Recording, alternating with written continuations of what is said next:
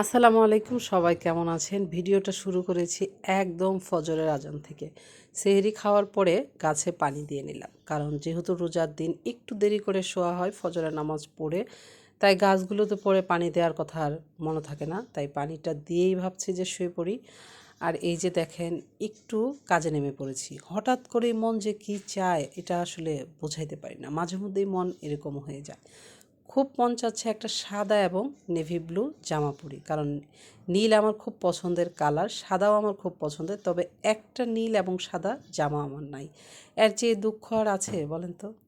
তা যেহেতু নিজে বাটিক করতে পারি, সেহেতু ভাবলাম যে ঘরে বসেই করে ফেলি রমজানের দিন, যেহেতু হাতের সময় আছে। তো যেই কথা সেই কাজ, ঘরে রঙও ছিল, কাপড়টাও যেহেতু নিয়ে আসছি, তাই রং করার জন্য নেমে পড়লাম। কার কার বাটিকের ড্রেস পছন্দ বলেন তো? গরম আসলেই কিন্তু বাটিক প্রত্যেকটা মহিলারই পছন্দ, তাই না? আমারও কিন্তু ঠিক তাই। প্রতি গরমে একটা করে বাটিকের ড্রেস হলেও লাগবে। তা এইবার হলো নিজের হাতে তৈরি করে নিব। শুধু যে ড্রেস তৈরি করব তা না, সাথে একটা বিছানার চাদরও করে নিব। কেমন হয়েছে চাদর এবং ড্রেসটা অবশ্যই কমেন্ট করে জানাবেন।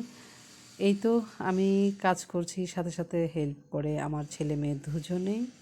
তারপর সবার কী অবস্থা, কেনাকাটা কেমন চলছে জানাবেন। আমি তো শুধু একবার গিয়েছিলাম মার্কেটে একদিন, কারণ রোজার দিনে মার্কেট আমি রোজার ঈদে একবার কি দুইবার যাই, এর বেশি যাই না। তো এই তো আমার কিন্তু চাদরটা হয়ে গেছে, এত সুন্দর কালার আসছে কি বুঝাবো, এত সুন্দর। তবে ক্যামেরাতে এখন দেখা যাচ্ছে কালারটা, তবে চাদরটা যখন রোদে লাড়ি তখন না সেই কালারটা দেখা যায় না, কিন্তু বিশ্বাস করেন এত সুন্দর কালার আসছে। এই যে জামাটা করেছিলাম দিনের বেলা, আর চাদরটা করে ফেললাম ইফতারের পরে কিছুক্ষণ রেস্ট নিয়ে, তারপরে মাশাল্লাহ চাদরটা অনেক সুন্দর হয়েছে।